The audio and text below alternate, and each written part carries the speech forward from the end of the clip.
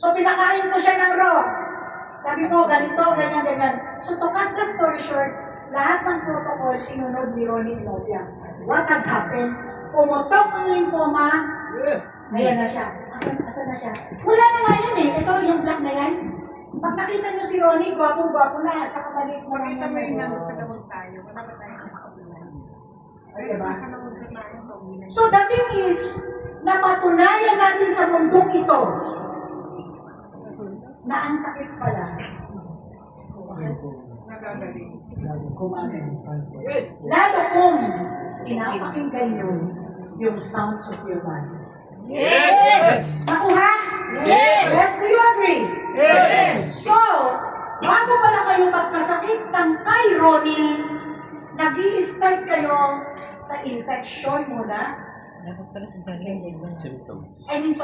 Inflammation muna bago infection. Nagkaintindihan?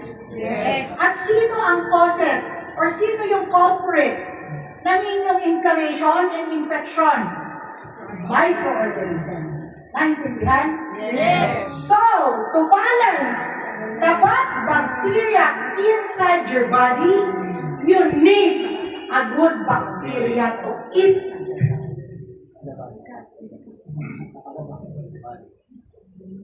Ganon din sa, di ba, sa Pilipinas, maraming masamang tao, yan maraming good. Natakot naman. Anong gagawin natin sa masama? Di ba kinukulong? Minsan pinapatay. Tama?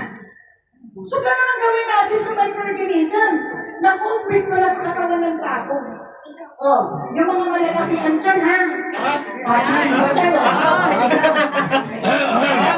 Wala na!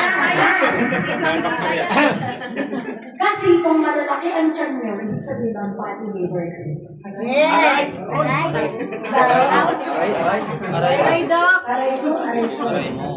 Hindi, sinasabi ko lang to. Kasi, of my experience, ma'am. Diba? I am 58 years old. Pero do I look 58 years old? No. No. 59, grabe ka naman. No, 58. Ano? O, diba? So, the thing is, sa because may laman yan na probiotics, the good bacteria. Sino po? At buhay yan.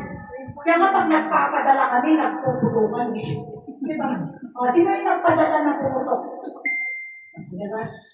Pag nag-uumpugan yan, pumutok talaga yan. Okay? Kasi nga, yung probiotics are for life. Hindi po